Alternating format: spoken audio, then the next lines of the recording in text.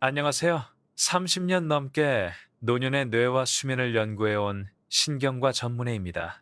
오늘 당신이 평생 지켜온 기억과 이름, 그리고 내가 나라는 감각을 지켜낼지 무너뜨릴지를 가르는 단 한 가지 습관에 대해 이야기하려 합니다. 시작부터 불편할 수 있습니다. 하지만 불편함이 곧 변화의 문입니다. 혹시 요즘 들어 어제 저녁에 뭘 먹었지? 그 배우 이름이 뭐였더라? 여기서 좌회전이었나? 하며 머릿속이 하얘지는 순간이 잦아지지 않았나요? 그렇다면 지금 이 순간에도 당신의 뇌 속에서는 조용하지만 확실한 변화가 진행되고 있을지 모릅니다. 그 변화는 어느 날 갑자기 폭발하지 않습니다. 아주 작은 균열이 매일 밤 우리가 눈을 감는 그 시각에 시작됩니다. 그 시각이 언제인지 끝까지 들으시면 당신은 더 이상 뇌를 소모품처럼 쓰지 않게 될 겁니다. 저는 수많은 환자를 통해 한 가지 공통점을 보았습니다. 저녁 식사 후 잠깐 소파에서 꾸벅꾸벅 10시 반쯤 깨어나 샤워하고 TV를 켜고 휴대폰을 보다가 이제 진짜 자야지 하며 침대에 드는 시각이 자꾸 뒤로 밀리는 패턴. 처음엔 11시, 그러다 12시, 때로는 새벽 1시. 이 패턴은 하루를 망치는 게 아니라 내일의 날을 조금씩 빼앗아갑니다. 왜 그럴까요? 뇌에는 밤에만 가동되는 청소 시스템이 있기 때문입니다. 우리가 잠들면 뇌척 수액이 더 넓어진 틈 사이로 강물처럼 흘러들어와 하루 동안 쌓인 대사 노폐물을 씻어냅니다. 이 현상은 글림프틱 시스템이라 불리고 잠든 동안 그 흐름이 깨어있을 때보다 눈에 띄게 강화됩니다. 2013년 과학지 사이언스에 실린 실험은 수면 중 뇌간 질액 공간이 약 60% 확대되어 베타 아밀로이드를 포함한 노폐물 제거가 활발해진다는 사실을 보여주었습니다. 깨어있을 땐 생산이 앞서고 잠에 들면 비로소 정리와 배출이 따라옵니다. 우리가 하루를 정리하고 방을 비우듯 뇌도 잠들어야 제때 비웁니다. 그렇지 않으면 작은 찌꺼기가 내일의 기억 회로를 끈적이게 만들죠. 여기서 가장 위험한 착각이 하나 있습니다. 그래도 난 7시간은 자는데. 맞습니다. 총량만 보면 그럴 수 있어요. 그러나 뇌는 시계를 봅니다. 깊은 수면이 몰려오는 시간대 개인차가 있지만 대체로 밤 10시에서 새벽 2시에 제때 파도처럼 깊어져야 청소도, 회복도, 정리도 정시에 출발합니다. 그 파도를 놓치고 한밤중 훨씬 뒤에 겨우 잠들면 우리는 양만 채우고 질서를 잃습니다. 중년 이후 특히 50대와 60대의 짧은 수면은 치매 위험을 높일 수 있다는 장기 추적 연구도 누적되고 있습니다. 영국 공무원 코호트를 25년 가까이 추적한 2021년 네이처 커뮤니케이션스 계제 연구는 50세와 60세에 6시간 이하로 자는 사람에게서 이후 치매 위험이 유의하게 증가했음을 보고했습니다. 수면의 총량이 적을수록 뇌의 다음 날은 더 험해집니다. 그렇다면 대체 몇 시에 잠들어야 하나요? 라는 질문이 남습니다. 단언컨대 누구에게나 똑같이 몇 시를 못 박는 의학적 규칙은 없습니다. 다만 임상과 연구가 만나는 공통 지점이 있습니다. 해가 진 뒤 우리 몸의 멜라토닌 분비가 자연스럽게 오르는 구간에 맞춰 너무 늦지 않게 잠드는 것입니다. 제 환자 교육에서는 실천을 위해 이렇게 제안합니다. 밤 9시 30분 침대에 눕는다. 10시 전후 불을 낮추고 화면을 멀리 두고 눈을 감고 숨을 고른다. 이렇게 하면 대부분의 분들이 그 밤의 깊은 첫 파도를 놓치지 않습니다. 하지만 여기서 끝이 아닙니다. 바로 다음 장에서 왜 그 일 이 시간이 그렇게 위험한지, 그리고 밤을 넘겨버릴 때 뇌에서 무슨 일이 일어나는지 5가지의 메커니즘으로 풀어드리겠습니다. 당신의 지난주 어떤 밤이 떠오를지도 모릅니다. 첫째, 늦은 취침은 뇌의 혈류를 흔듭니다. 우리 뇌는 체내 산소의 20% 가까이를 홀로 소모합니다. 그런데 잠이 깊어지지 못한 채 한밤중을 넘겨 깨어 있거나 뒤늦게 뒤척이다 잠드는 패턴이 반복되면 몸은 이를 경보 상태로 오인합니다. 심장, 폐 근육으로 자원을 우선 배분하고 뇌로의 여유는 줄어듭니다. 임상에서 제가 지켜본 박 어르신은 늘 10시 반쯤 깨서 집안을 정리한 뒤 11시 반쯤 잠드셨습니다. 70대 초반까지는 멀쩡했습니다. 그런데 어느 날부터 장을 보고 돌아오는 길에 익숙한 골목이 낯설었고 10,000원에서 3,000원을 거슬러 받아야 하는 계산이 머릿속에서 자꾸 끊겼습니다. 취침 시각을 1시간만 앞당겨도 달라질까요? 2주 만에 그분의 말문은 덜 막혔고 3달 뒤 재검에서는 뇌혈류 지표가 뚜렷이 개선되었습니다. 선생님, 그냥 일찍 잤을 뿐인데 머리가 맑아졌어요. 그분의 말은 과장이 아니었습니다. 다음 이야기를 들으시면 더욱 실감 나실 겁니다. 둘째, 늦은 취침은 뇌의 쓰레기차를 늦게 출발시키거나 아예 놓치게 만듭니다. 앞서 말씀드린 글림프틱 청소는 깊은 수면기에 최대로 작동합니다. 우리가 늦게 쓰러져 잠들수록 그 밤에 계획됐던 청소 시간표가 미뤄지거나 단축됩니다. 누적된 잔해는 다음날의 기억 회로를 흐리게 만들고 오늘 며칠이더라? 안경 어디 뒀지? 같은 질문을 반복하게 하죠. 서울에 사는 박 여사도 그랬습니다. 늘 8시에 졸다가 10시 반에 깨 씻고 설거지를 하고 휴대폰을 보다가 11시 반에 눕는 습관. 60대 후반이 되자 어제 누구를 만났는지 냉장고에 뭘 넣었는지 기억이 흐릿해졌습니다. 취침 루틴을 21, 30 침대 22, 영 불편해도 눈 감고 버티기. 다음날 뉴스 보기로 바꾼 뒤 3주가 지나자 같은 질문의 반복이 줄었고 2달 뒤엔 전날 있었던 일을 자연스럽게 떠올렸습니다. 대청소의 본질은 넓은 공간과 충분한 시간입니다. 그 둘은 깊은 밤, 충분히 이른 잠에서만 확보됩니다. 그 다음 장에서는 이보다 더 직접적인 공격자가 등장합니다. 이름은 코르티솔, 그리고 그 표적은 당신의 기억을 품은 해마입니다. 셋째, 밤을 넘긴 각성과 늦은 취침은 스트레스 호르몬인 코르티솔을 끌어올립니다. 코르티솔은 필요할 때 생존을 돕습니다. 그러나 만성적으로 높아지면 해마의 신경세포와 시냅스에 독이 됩니다. 1998년 발표된 고전 연구는 노년층에서 코르티솔이 장기간 높게 유지되면 해마 부피가 줄고 해마 의존 기억이 떨어질 수 있음을 보여주었습니다. 즉, 밤마다 쌓이는 스트레스 생리와 수면 결핍의 조합은 기억의 금고를 지키는 경비원을 쇠약하게 만드는 셈입니다. 이 경향은 동물과 인간 연구 전반에서 재현되어 왔습니다. 이제 질문은 이것입니다. 그럼 12시에 자도 괜찮지 않나요? 난 아침에 늦게 일어나니깐 답은 곧 나옵니다. 깨어있는 한밤중이 길어질수록 정서 조절과 판단력, 충동 억제가 흐려진다는 보고가 늘어나고 있습니다. 기분은 더 예민해지고 사소한 일에도 걱정 회로가 증폭됩니다. 이른바 자정 이후의 마음은 과학적으로도 흔들립니다.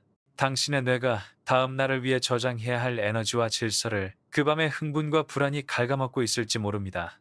넷째, 새로운 뇌세포가 밤마다 만들어진다는 표현은 과장일 수 있으나 한 가지는 확실합니다. 깊은 수면은 기억의 재배열과 시냅스 가소성을 촉진합니다. 낮 동안 무한히 늘어난 시냅스의 흥분을 정리하고 중요하지 않은 연결은 정리하며 중요한 연결은 강화합니다. 늦은 취침과 불규칙한 리듬은 이 재배열에 골든타임을 빼앗습니다. 그 결과는 학습의 피로, 집중력의 산만함, 읽었는데 머리에 안 들어와요 라는 말로 드러납니다. 광주에 사는 한 어르신은 늘 11시에 누웠습니다. 그 정도면 일찍 자는 거지 라고 믿었죠. 하지만 70대 중반부터 새 기술을 배우는 일이 버거워졌고 신문을 2번 읽어도 내용이 남지 않았습니다. 루틴을 20일 30으로 당기고 22 영전에 잠들도록 4주를 버틴 뒤 손주가 알려주는 스마트폰 기능을 하나씩 해냈습니다. 3개월 뒤에는 신문 내용을 요약해 가족 단톡방에 올리기 시작했죠. 뇌는 쉬어야 젊어집니다. 다음 장에서 마지막 가장 무서운 이야기를 하겠습니다.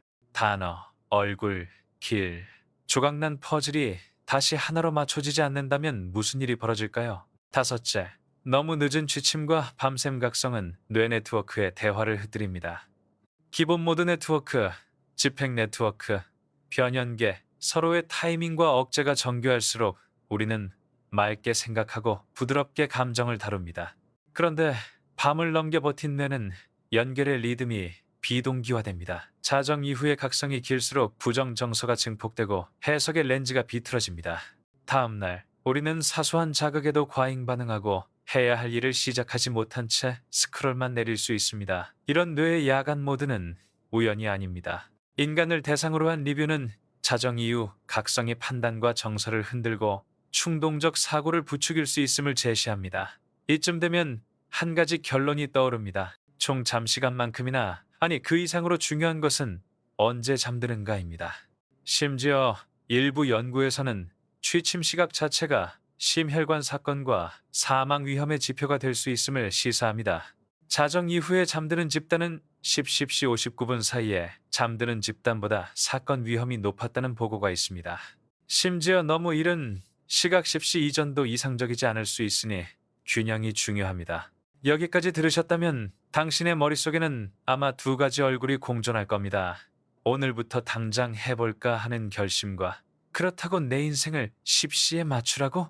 하는 반발. 그래서 저는 룰이 아닌 루틴을 제안합니다. 목표는 간단합니다. 밤 9시 30분 침대에 눕는다. 10시 전후 눈을 감고 숨을 길게 내쉰다. 불편해도 버틴다. 휴대폰은 거실에 둔다. 저녁 7시 이후 소파에서 깜빡잠을 피한다. 뉴스를 꼭 보고 싶다면 아침으로 미룬다. 이게 전부입니다. 쉽게 느껴지시나요? 실제로는 쉽지 않습니다. 그래서 저는 환자들과 사전 약속을 만듭니다.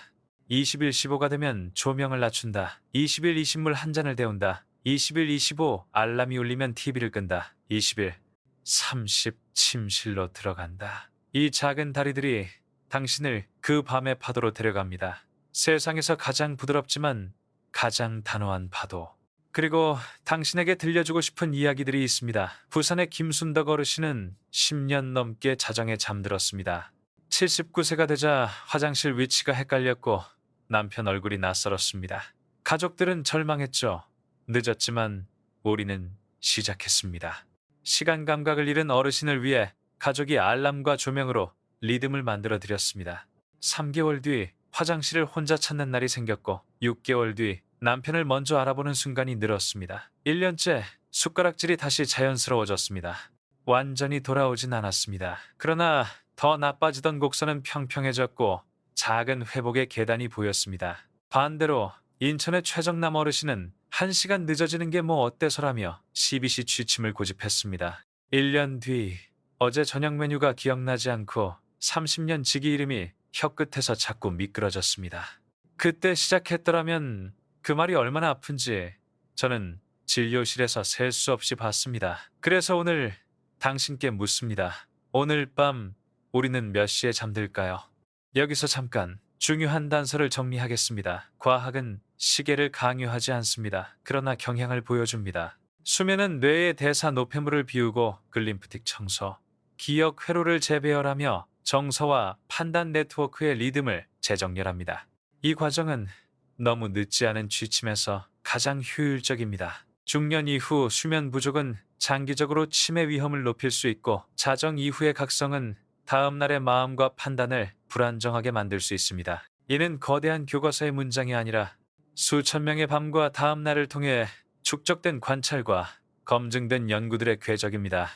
이제 실행의 기술을 이야기하죠. 첫째, 저녁 7시 이후 소파에서 눈을 붙이지 마십시오. 잠깐만은 2시간을 훔칩니다. 둘째, 집안의 조명을 21령부터 한 단계 낮추십시오. 빛은 멜라토닌의 스위치입니다.